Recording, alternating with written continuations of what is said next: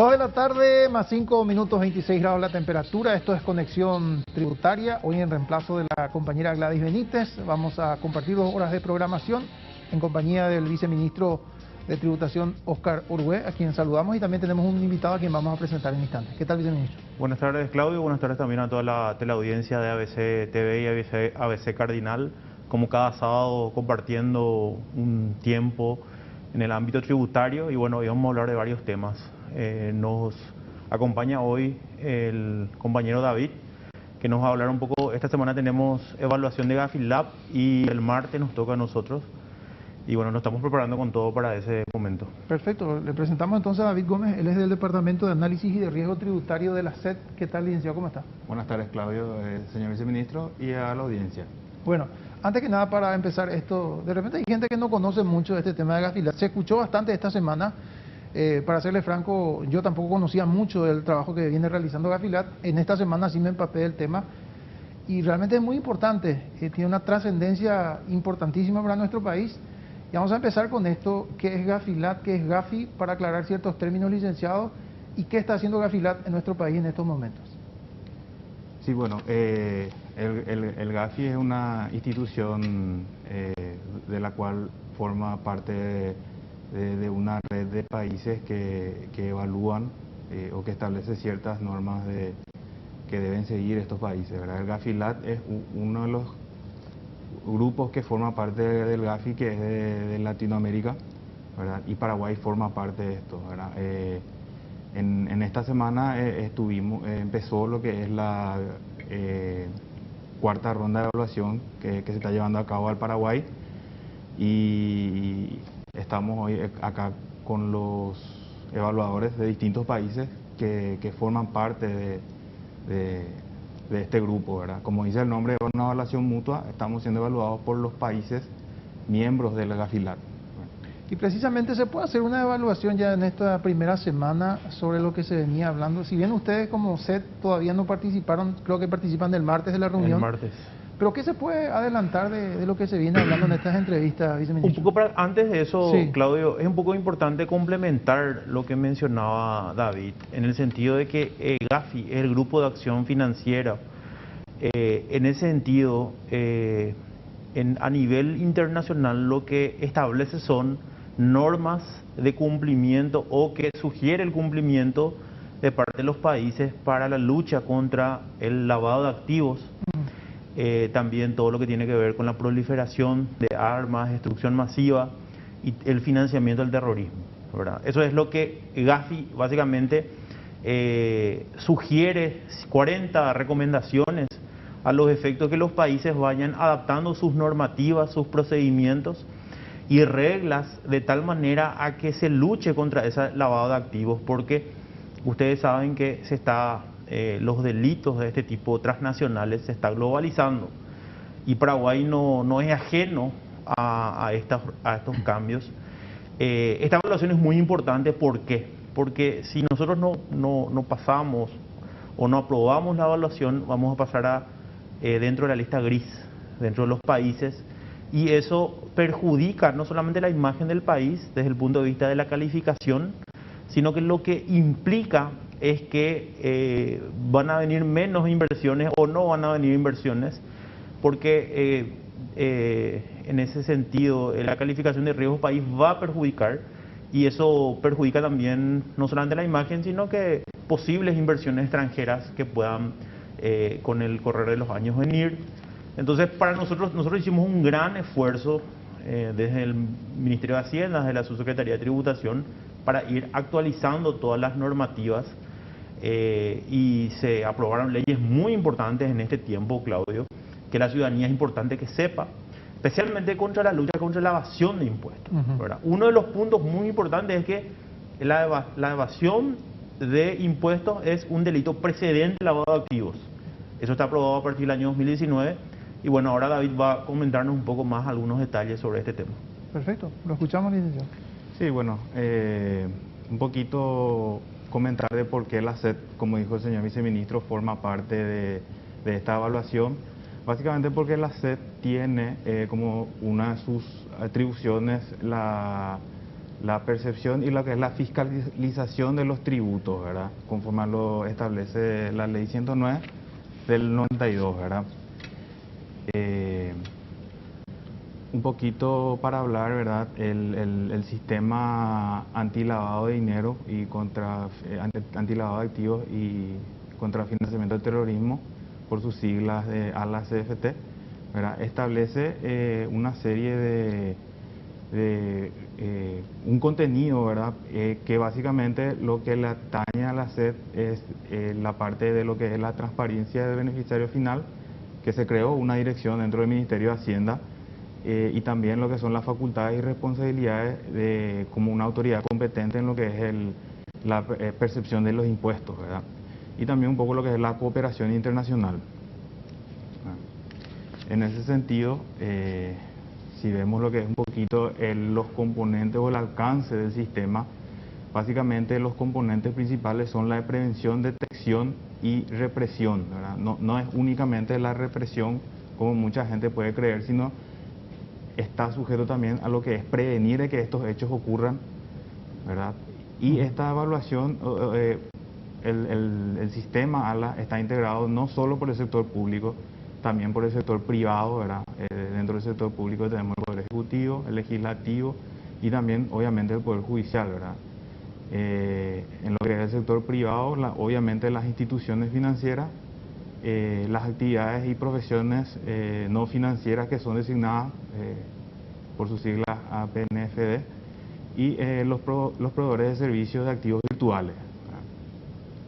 Y también dentro del sistema están lo que son las autoridades competentes, los supervisores y los reguladores, las instituciones como sea la policía, la fiscalía, la misma subsecretaría de Estado de Tributación y los demás ministerios, así como la unidad de inteligencia financiera, que básicamente dentro de nuestro sistema es el centro de todo, ¿verdad? Esto es muy importante, Claudio, y también ante la audiencia y la audiencia que está escuchando. El alcance del sistema no es solamente desde el punto de vista del sector público, o no es solamente el Poder Ejecutivo, sino que, como lo estamos viendo, alcanza el sector privado. Las evaluaciones, esta semana los evaluadores estuvieron en Ciudad del Este, en la Triple Frontera, y bueno, creo que se está analizando toda la coyuntura y todo el contexto de lo que es prevención, detección y también la represión. Tuvimos muchos avances, ¿verdad? Vamos a ver enseguida. Pero aquí lo más importante que tener en cuenta es que no es que se le evalúa al gobierno, no es que se le evalúa a Marito, no es que se le evalúa al presidente, no se le evalúa al ministro, no se le evalúa al Ministerio de Hacienda, se evalúa al país, ¿verdad? Entonces el país, cuando se le evalúa al país, se le evalúa al sector privado como también al sector público. Y eso creo que es muy importante entender, de que no importa quién esté políticamente hoy gobernando el país, acá lo que importa es la imagen que tiene nuestro país en el contexto general. Por eso que esta evaluación es tan importante. Y bueno, y creo que hay dudas, pero estamos confiados de que por lo menos vamos a tener un reconocimiento de todos los avances que hicimos, ¿verdad? Precisamente en ese punto, viceministro, vale decir entonces que Gafilat, este equipo evaluador, analiza los avances. Usted habla del sector público y sector privado. Es decir, hay una responsabilidad mutua. Totalmente. Porque por un lado se exige que las instituciones funcionen, pero por otra parte también es necesario y fundamental que el sector privado acompañe. Claro. Algo muy importante que hay que tener en cuenta es que el sector privado, hay empresas que hoy tienen que tener un oficial de cumplimiento dentro de sus empresas, de tal manera que vaya analizando y verificando todo el cumplimiento desde el punto de vista de impositivo y todo el punto de vista de lavado de activos. Entonces, para prever, o en este caso prevenir, de que pueda suceder alguna situación irregular, especialmente cuando vemos, por ejemplo, evitar justamente la posibilidad de que se pueda lavar dinero a través de empresas constituidas, ya sea, por ejemplo, empresas que son representantes de marcas de vehículos, ¿verdad? Las empresas que venden, ¿verdad? Generalmente, cuando hay una compra de un vehículo, bueno, ellos tienen que registrar quién es, a qué se dedica, Bueno, y tienen que tener toda la información de tal manera poder saber quién es esa persona. También las empresas seguras, y bueno, hay una serie Como las de casas de cambio también. las casas de cambio también, ¿verdad? Que siempre hubo la queja de que por qué ahora Sí. que me voy a cambiar a $100 me están pidiendo.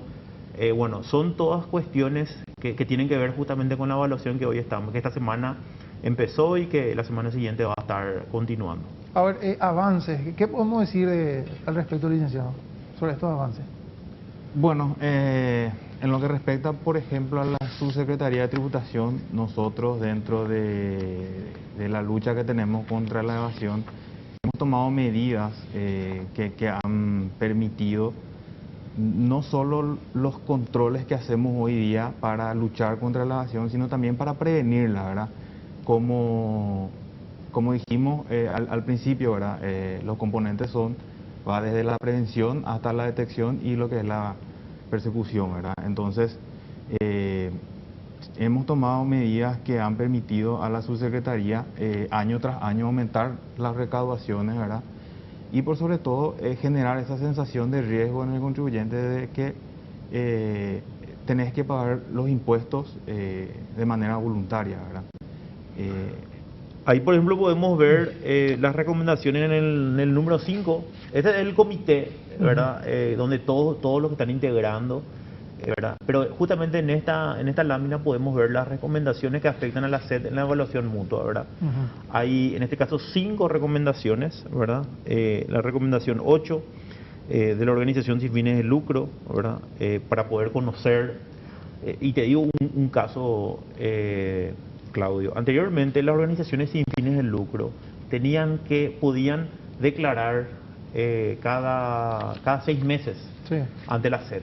A partir del 2020, con la nueva ley, ya no pueden hacer. Cada mes tienen que hacer su declaración jurada, ¿verdad? En el cual también eso le da una responsabilidad mayor. Ya hay más información de parte de las organizaciones sin fines de lucro, justamente porque manejan recursos. Totalmente. Entonces se tiene que saber de dónde salen esos recursos. Exactamente. Después tenemos la recomendación 24, la transparencia y beneficiario final de las personas jurídicas. Nosotros hoy sabemos quién es la persona física que es en este caso, el beneficiario final o el que disfruta del aumento de patrimonio o las ganancias de las empresas. Porque anteriormente las sociedades anónimas no sabíamos quién eran los socios. Sí, ¿eso ¿verdad? ¿Hasta cuándo fue eso? Y eso fue hasta hace 2 años, en el 2019 creo que por comenzó. eso su nombre mismo lo decía, sociedad anónima. Claro, no sabíamos, el que tenía la acción era el dueño, Sí. ¿verdad? Pero no había, hoy ya todas las acciones son nominativas, no se pueden mantener sociedades anónimas. Y eso fue un cambio muy importante desde el punto de vista, un cambio de paradigmas a nivel nacional, porque la gente siempre se acostumbraba a tener una sociedad anónima, a tener las acciones, ¿verdad? Y las acciones del portador significaba que cualquiera podía tener y nadie sabía quién era el beneficiario final. Después, por otro lado, por ejemplo, empresas son accionistas de otras empresas, entonces ahí como que se diluye y no se conoce quiénes son los verdaderos beneficiarios. Bueno, con estos cambios se hizo que hoy se pueda conocer y saber quién es la persona que está disfrutando de ese aumento de ganancia o de renta de las empresas.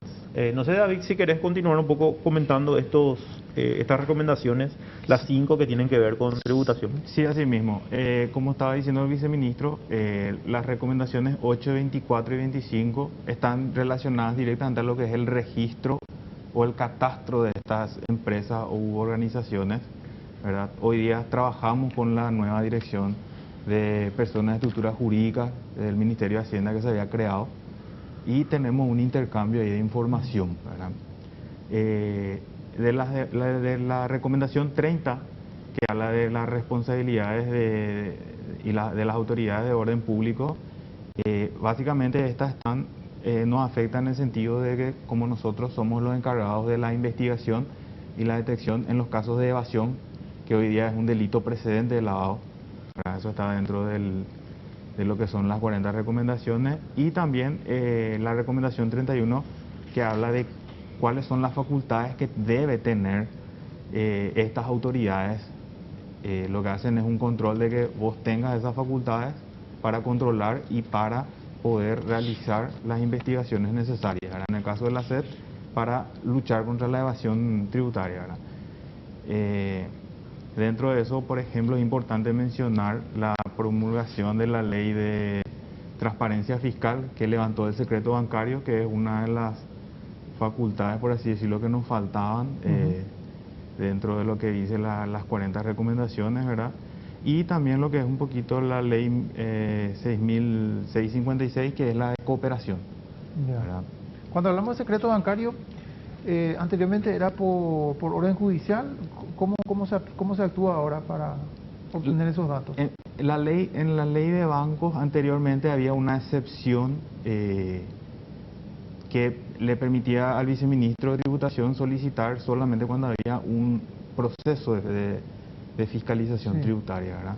Con la nueva ley lo que le permite a la administración tributaria es requerir la información que crea pertinente, y ellos están obligados también a informarle a la subsecretaría los datos que sean relevantes dentro de ese ámbito. Eso es cuando hay sospechas de repente. Así mismo. Cuando se abre una fiscalización o de repente hay denuncias o de repente también hay...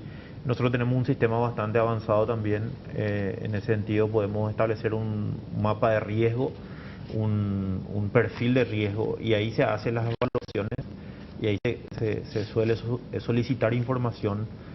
Hoy ya con el levantamiento del secreto bancario tenemos firmado un convenio con el Banco Central del Paraguay para que nuestros sistemas intercambien información y de esa manera poder acceder. Eso fue un avance muy importante en cuanto a los tiempos. Claro, de burocratizar. Claro, porque anteriormente se tardaba mucho en hacer una investigación. Hoy, con poder acceder a los sistemas de otras instituciones, como en el caso del Banco Central, es mucho más fácil, mucho más rápido. Y creo que eso también, dentro de lo que es la transparencia y la lucha contra la evasión, ayuda muchísimo. También nosotros, en caso de que encontremos indicios de lavado de activos, hacemos un reporte a la CEPRELAT, a la Secretaría de Prevención del Lavado de Dinero, justamente para que ellos lo analicen y lo investiguen. Entonces es un cambio muy importante. Justamente teníamos la lámina de la ley 6452, no sé si podemos ver, que en este caso modifica varias disposiciones de la ley del Código Penal. Y también modifica la ley 3440 del año 2018, en el cual se establece que la evasión de impuestos es un delito precedente al lavado de activos. ¿Eso qué significa en términos sencillos? Significa, justamente estamos viendo atrás de Claudio, estamos viendo la presentación, ¿verdad? Pero si podíamos verlo también en pantalla compartida va a ser muy importante para los televidentes. Sí. Nosotros... lo que es la evasión como delito precedente de lavado de activos, en la página 6, en nuestra presentación 6 está, sí, ahí justamente, tenemos esta modificación. ¿Qué significa en términos sencillos? Significa que si una persona, una empresa, cometió una evasión de impuestos, quiere decir que no pagó lo que tenía que haber pagado. Ese dinero que no pagó al Estado puede utilizarlo para incrementar su patrimonio de manera irregular, de manera ilegal, y ese dinero utilizado que no se pagó como impuestos, entonces está utilizando para lavar dinero. O sea, eso es lo que la ley establece ya, y creo que es un avance muy importante para futuros casos de evasión de impuestos. Esto está vigente a partir del año 2019. ¿Se tiene en cuenta el capital de la empresa para aplicar esta Sí, modificación? se tiene en cuenta muchas variables, no solamente el capital, de repente los movimientos bancarios, o los movimientos, o el aumento de incremento patrimonial, ¿verdad?, no justificado, también puede ser considerado, o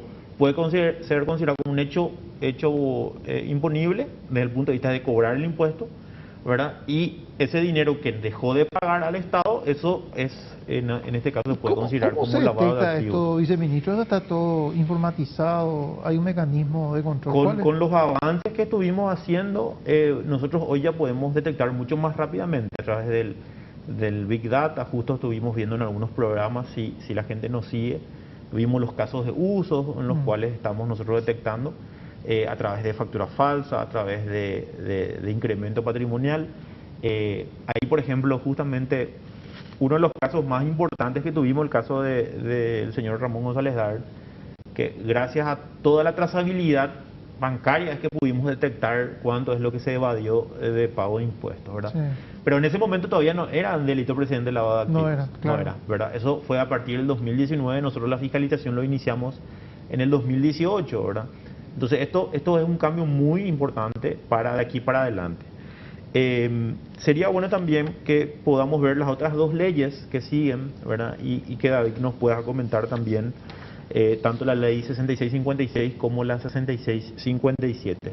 Ahí está justamente. Sí, así mismo. En lo que respecta a la ley 6657, como dijimos ya, el que establece estándares de transparencia fiscal, el punto más importante es la posibilidad de la administración de acceder a distintos tipos de datos, ¿verdad? Especialmente lo que es los datos financieros, que como dice el señor viceministro, a través de las herramientas que hoy día tiene la administración tributaria va a permitir acelerar el proceso de detección de los hechos de evasión y consecuentemente después realizar las denuncias que sean pertinentes, ¿verdad?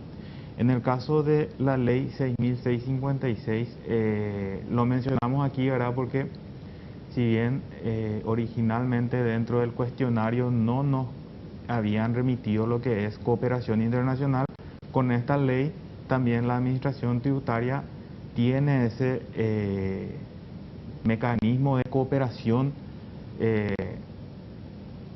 con otras administraciones.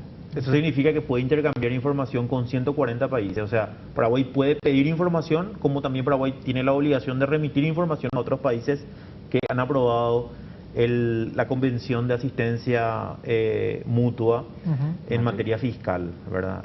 Creo que es muy también importante. Y la ley recién que decía David, la 6656, perdón, la 6657, es una ley que, por ejemplo, mucha gente no sabe, Claudio, que levanta el secreto profesional también. También. Sí, o sea, si vos sos abogado, Claudio, y conoces que tu cliente evadió impuestos, y después la administración tributaria te llama y te dice, puede declarar o nos puede informar, vos ya no tenés la obligación del secreto de profesional. apelar, claro, vos tenés que contar lo que vos conocés, sí, y ya no tenés la obligación de restringir ese acceso o esa información. Y eso mucha gente aún no sabe, ¿verdad? Y por eso es muy importante que a través del programa podamos contar que el levantamiento, no solamente el secreto bancario, sino también el secreto profesional, también ya está vigente a través de la ley 6657. Ya, perfecto. Interesantísimo, viceministro. Lastimosamente tenemos que hacer nuestra primera pausa. Muchísimas gracias, licenciado, por explicarnos detalladamente estos temas. 26 grados la temperatura, 14,28. Hacemos nuestro primer corte, enseguida retornamos.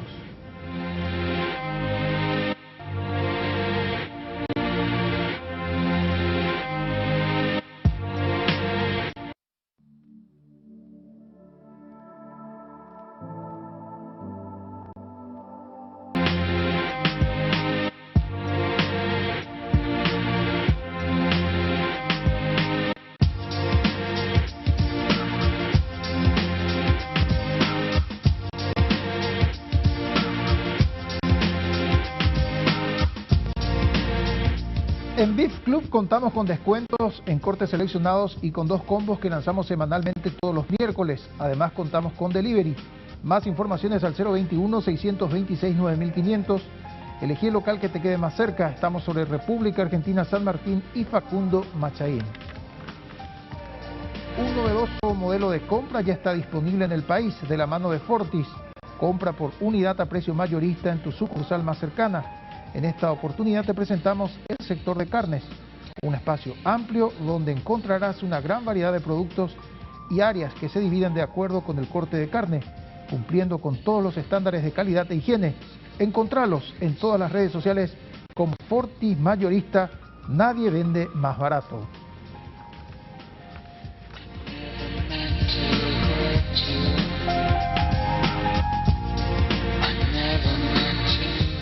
Bueno, seguimos en conexión tributaria, vamos hasta las 16 horas, 26 grados la temperatura en estos momentos. Está con nosotros, por supuesto, el viceministro de Tributación, Oscar Orwez, quien nos va a seguir tocando este tema que estuvimos hablando en el primer bloque, viceministro. Sí, queríamos también ir cerrando este punto, Claudio, y mencionar los detalles de las fiscalizaciones y controles que hicimos durante los últimos 5 años. Ahí justamente estamos viendo, ¿verdad? El total en dólares que se ha determinado de parte de la Administración Tributaria. En el 2019, 71 millones de dólares, en el 2020, 38 millones de dólares, ¿verdad? Y esto es muy importante tener en cuenta. ¿Por qué? Porque la recaudación ha aumentado, y si nosotros comparamos, a pesar de que el 2020 fue un año pandémico, complicado, igual se ha hecho fiscalizaciones y controles y se ha determinado. Y lo más importante es que esto va de la mano con la lucha contra la evasión. Y si vemos la siguiente lámina, vemos de la cantidad de denuncias, desde que asumí, son más de 370 denuncias que se hicieron, pero desde el 2005 a 2021 se presentaron 842 denuncias penales en el Ministerio Público en base a los hallazgos realizados por la Dirección de Fiscalización Tributaria y también por la Dirección de Grandes Contribuyentes, como asimismo el área de inteligencia tributaria, en el cual David justamente es uno de los técnicos. Entonces, esto es muy importante también tener en cuenta todas las denuncias que hicimos. Podemos pasar, por favor, y vamos a ver. Este es el resultado del operativo Facturación 1 que en agosto del año pasado habíamos hecho. Casi un poco más de 7 millones de dólares ya recuperados de ese operativo. Seguimos haciendo fiscalizaciones y controles. Ahí está el monto del tributo determinado, las multas, ¿verdad? Lo que ya se recuperó son 51.000 millones de guaraníes, que al tipo de cambio actual son 7.400.000 dólares. Y me gustaría ir un poco a la página 17. Bueno, aquí vemos, por ejemplo, la lucha contra la informalidad. Sí. Este gráfico es muy lindo porque vemos la cantidad de contribuyentes. Nosotros cuando en el 2018 asumimos eran 800.000 contribuyentes, hoy tenemos 1.334.000 contribuyentes, ¿verdad? Vimos que en el 2020 logramos conseguir que muchos se vayan inscribiendo, tanto empresas físicas, o sea, personas físicas, como también personas jurídicas, ¿verdad? Entonces ahí vemos en azul están las personas físicas, en rojo están las personas jurídicas. Entonces eso también es muy importante con los nuevos regímenes. Claro, gracias a esos nuevos regímenes la gente decidió formalizarse. Eso es un detalle no menor, Claudio. Por eso lo queríamos mencionar. Y coincidente con la pandemia también, ¿eh? Y a pesar de la pandemia, muchos sí. se fueron formalizando. Y si vemos en la página, ahí está, 17, este gráfico es tan ilustrativo que vemos que en el 2015 el 64% se pagaba a través de efectivo. Ajá. Y el 36% a través de pago electrónico. Sí. En el 2015. Sin embargo, en el 2020 el 93% se hizo a través de pago electrónico. O sea, se puede ver la trazabilidad del pago, y solo 7% se hizo a través de pago en efectivo. Entonces, eso es un gran logro de la Administración Tributaria, en el sentido de que hoy se va utilizando justamente el sistema financiero para el pago de impuestos. La inclusión financiera es muy importante. Entonces, en el 2021 vemos ya que está reduciéndose 6% solamente en efectivo y el 94% es pago en electrónico. Entonces, con esto quería finalizar y después ya podemos hablar ahora de lo que es el clima de negocios, el clima económico posterior a lo que es el COVID, y que realmente estamos teniendo números muy importantes a nivel internacional. Estamos siendo reconocidos por otros países por las medidas que implementamos y por el impacto que tuvimos económicamente. Sabemos que no es fácil, sabemos que mucha gente está mal, pero en términos generales podemos decir que tuvimos logros, y eso justamente queríamos compartir. Si la siguiente lámina podemos ver el crecimiento económico en el 2020, todos los países en América Latina decrecieron, todos. Sí. Acá vemos que Venezuela fue la que más decreció, El segundo país que menos decreció fue Brasil con 4,1% negativo. Paraguay en primer lugar con solo menos 0,6% del Producto Interno Bruto, ni siquiera uno. Y eso es gracias, no es suerte, no es, en este caso, es resultado de un verdadero trabajo del equipo económico liderado en principio por el doctor Benigno López, hoy ya liderado por el ministro Oscar Llamosas y todo el equipo económico, y que realmente estamos muy orgullosos, ¿verdad? Porque eso significó que menos gente pase a la pobreza extrema, que menos personas hayan salido muy mal de la pandemia, se contuvo justamente o se pudo paliar el impacto que tuvo las restricciones, tanto de horario como también de actividades. Y creo que con la ayuda la ayuda económica que tuvo, también con todas las medidas que se implementaron, hay que recordar que, por ejemplo, seguimos con reducciones del impuesto al valor agregado, también del impuesto selectivo al consumo, y estamos analizando eso, extenderlo hasta fin de año, ¿verdad? Todavía no hay una decisión, pero la intención es justamente que podamos ir apoyando a las empresas, a las personas que son formales y que pagan sus impuestos. Siendo honesto, viceministro, me imagino cuando inició la pandemia y todo quedó paralizado nuestra economía, ni el más optimista iba a pensar en esto, ¿verdad? No, realmente fue una prueba de fuego. Una prueba de fuego, y creo que nos demostramos como país de que podemos en un momento complicado tener, en este caso, resultados diferentes que el resto de los países, porque Paraguay fue el primer país que restringió, hizo una restricción de las actividades, y el primer país que estableció medidas económicas. No solamente desde el punto de vista tributario, sino en todos los sentidos, hasta de política monetaria. Y después de más de un año, ahora recién aumentó un poco la tasa de la política monetaria 1%. Eso, por ejemplo, realmente nunca habíamos tenido en 100 años. Entonces, realmente es muy importante. Si podemos ver la segunda lámina, las proyecciones, justamente, Claudio, ¿qué es lo que nos espera? ¿Qué es lo que nosotros pensamos que va a suceder? Si podemos ver la siguiente lámina. Ahí vamos a ver un poco que en azul está lo que nosotros estimamos en este 2021 de crecimiento del Producto Interno Bruto, 4,5%, ¿verdad? Ahí tenemos las diferencias a nivel mundial, va a crecer 6%, las economías avanzadas van a crecer 5,1%, la zona euro va a crecer 4,5%, mercados emergentes van a crecer 2,2%, y en global América Latina y el Caribe 4,6%. Nosotros estamos en 4,5%, y yo hasta me arriesgaría a pensar de que si seguimos en esta misma línea, puede ser que lleguemos al 5%. Vamos a ver estos últimos 5 o 6 meses cómo vamos mirando un poco la situación económica, pero creo que hay mucha perspectiva positiva. Si vemos la siguiente lámina, ahí se ve un poco el índice de clima económico del tercer trimestre del 2021. Paraguay está en primer lugar, y esto no lo decimos nosotros. Esto es un estudio de la Fundación Getúlio Vargas de Brasil, en el cual, fíjate que en azul está el segundo trimestre y en gris está el tercer trimestre. Y nosotros estamos en primer lugar, en segundo lugar nos sigue Brasil, en tercer lugar Chile. O sea, el clima económico realmente es muy importante, muy bueno en cuanto a lo que es los indicadores o los índices.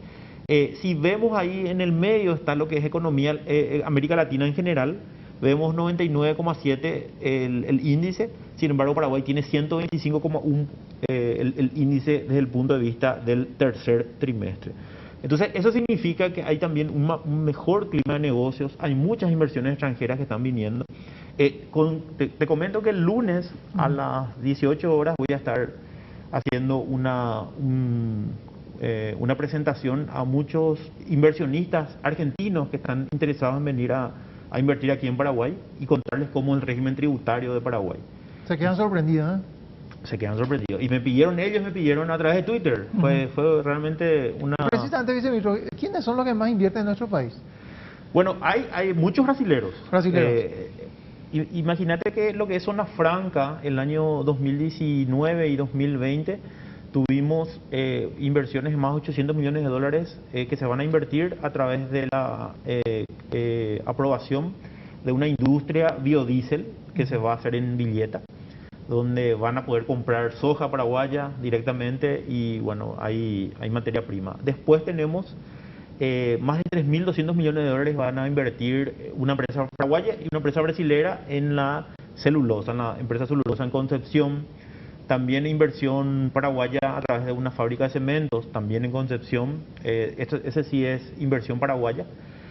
Y bueno, tenemos muchísimas inversiones que se están haciendo y bueno, esperemos también que haya también inversiones inmobiliarias de parte de ciudadanos argentinos que están interesados en venir. Muchos ya lo hicieron.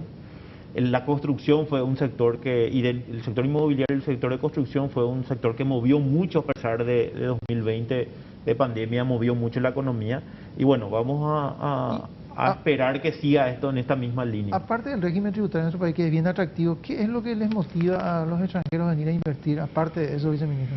Y creo que hay una mejor seguridad jurídica, es como que se está viendo de que se está mejorando en muchos aspectos, ¿verdad? Creo que también hay mejores normativas. Toda esta evaluación que estamos haciendo nos está sirviendo a nosotros porque las instituciones queremos que estén funcionando correctamente. Hay mucho por mejorar, Claudio, eso sin lugar a dudas, pero creo que hay todavía avances y creo que eso también es muy importante para salir adelante. El sector agro fue un año muy bueno, ¿verdad? Y bueno, nosotros esperamos que esto se vaya consolidando con el correr del tiempo, también de que el déficit fiscal se vaya cortando y eso va a depender de todos, no solamente del sector público, porque mientras que la economía se vaya sosteniendo, es importante también que tengamos una política fiscal bastante medida. O sea, no podemos, tenemos que mejorar la calidad del gasto y tenemos que ir estableciendo también esa reducción del déficit fiscal que en el 2020 fue bastante importante porque tuvimos que inyectar recursos a la economía para poder sostener o mitigar el impacto que sabíamos que iba a tener. Incluso decía también vez pasada, viceministro, la recaudación interanual, eso ayuda bastante también. Sí, totalmente, totalmente. Imagínate que muchos dijeron Paraguay se está endeudando muchísimo, sí, ¿verdad? Y eso vamos a ver ahora mismo, Claudio, si podemos ver la siguiente lámina, el nivel de endeudamiento que tiene Paraguay. Y ahí fíjate, justamente ahora se puede ver, Argentina es el país que más está endeudado, más de 100% de deuda tiene, ¿verdad? En Chile es el que está menos endeudado, 32,5% con relación a su Producto Interno Bruto, o sea, es un indicador bastante objetivo.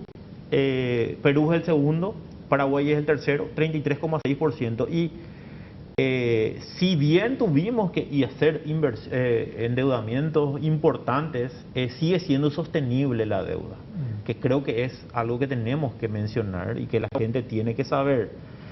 Bolivia 54% con relación a su Producto Interno Bruto, Ecuador casi 60%, Colombia 61%, Uruguay 61,4%, Brasil 88,8%, o sea, eso es el nivel de endeudamiento con relación a su Producto Interno Bruto, que es la forma de medir ese porcentaje, ese nivel de endeudamiento que tienen cada uno de los países. Entonces, es importante señalar esto porque siempre se critica de que le estamos endeudando a nuestros hijos, dicen, pero no es tanto así como se vende o como se quiere. Catastrófico. Catastrófico, exactamente. Creo que es importante también que la gente sepa esto. Si podemos pasar la siguiente lámina. Esto creo que es muy también importante, la calificación crediticia, porque una cosa es lo que nosotros nos creemos, Claudio, pero otra cosa es lo que otros organismos especializados, cómo nos ven y cómo nos evalúan, cómo nos califican, ¿verdad? Y ahí estamos viendo de que estuvimos mejorando. Si vemos en el 2006, nuestra calificación era bastante baja, eso va pasando hasta el 2021, hasta julio, y está manteniéndose la calificación.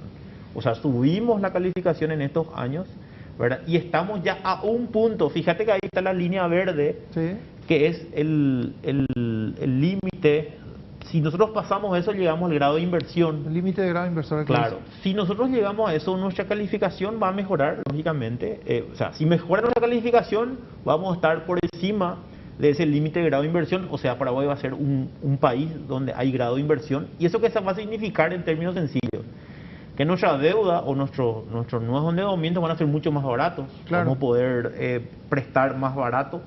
Y después también vamos a tener mejores opciones a nivel internacional que puedan venir nuevamente a invertir en Paraguay. Se están haciendo las mejoras, se están haciendo las correcciones, pero no es que nosotros nomás creemos esto. Los organismos internacionales confirman lo que nosotros estamos trabajando.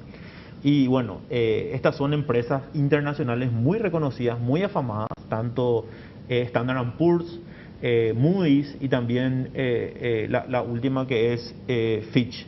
Entonces, quiero mencionar por eso, Claudio, que es muy importante esta calificación que estamos teniendo a nivel... Muy al contrario de lo que se creía, viceministro, ¿eh? Sí, nosotros pensábamos que con la pandemia iba a reducirse nuestra calificación crediticia, Sí. ¿verdad? Pero bueno, vemos que no es así, gracias a Dios, y también a todo el esfuerzo que estamos haciendo en diferentes instituciones.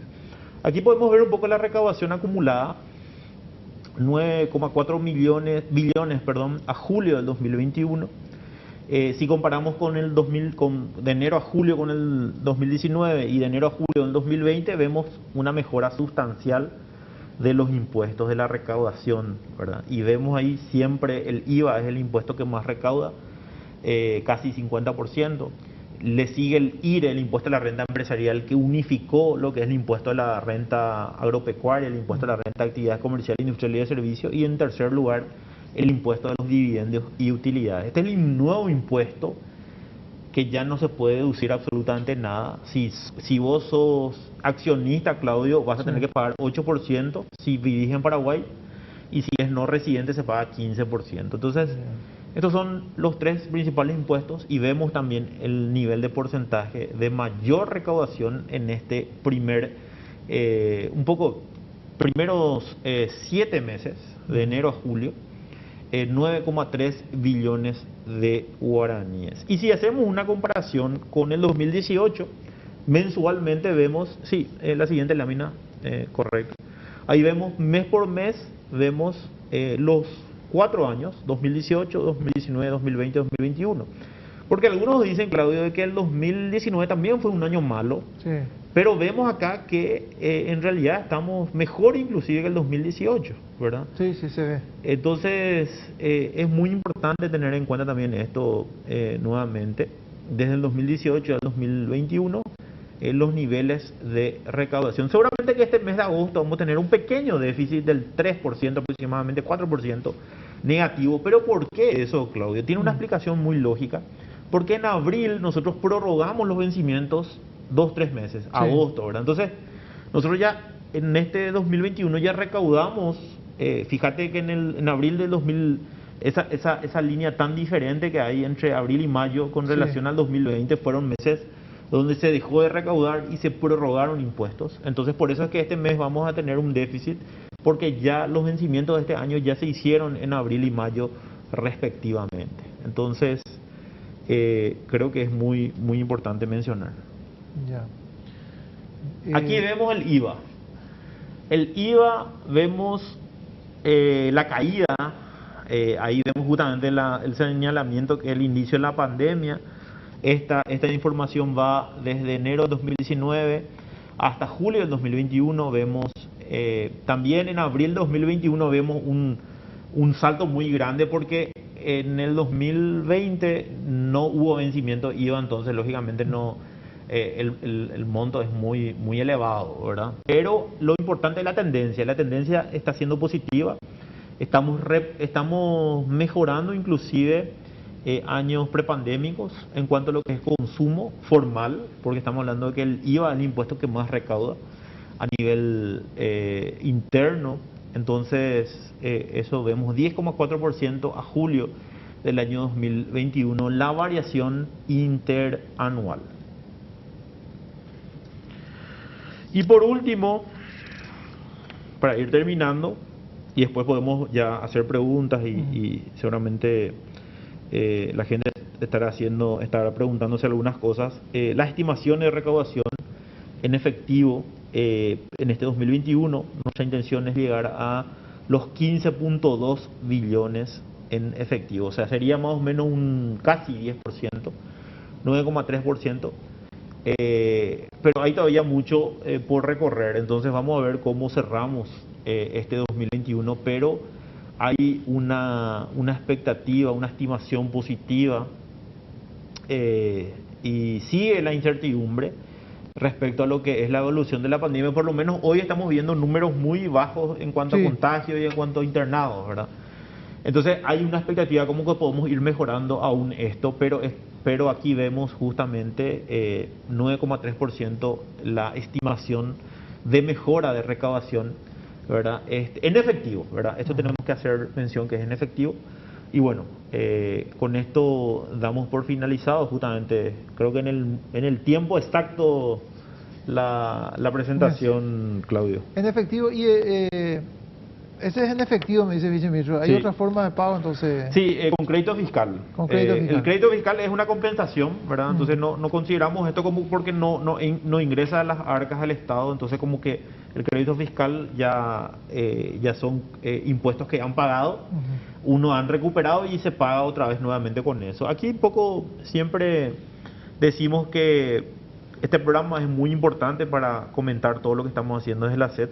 Pero también, si es que la gente quiere un poco saber, tenemos un canal de YouTube que se llama SED TV. Pueden entrar a ver todos los programas de conexión tributaria, están colgados en nuestra página, en este caso nuestro canal de YouTube. Pueden llamar también a nuestro call center. Hay tutoriales, hay guías, hay normativas en nuestra página web y pueden seguirnos a través de redes sociales, tanto en Facebook como en Twitter. Completito el informe, viceministro. Muchísimas gracias. Tenemos que hacer una pausa nuevamente. Retornamos enseguida.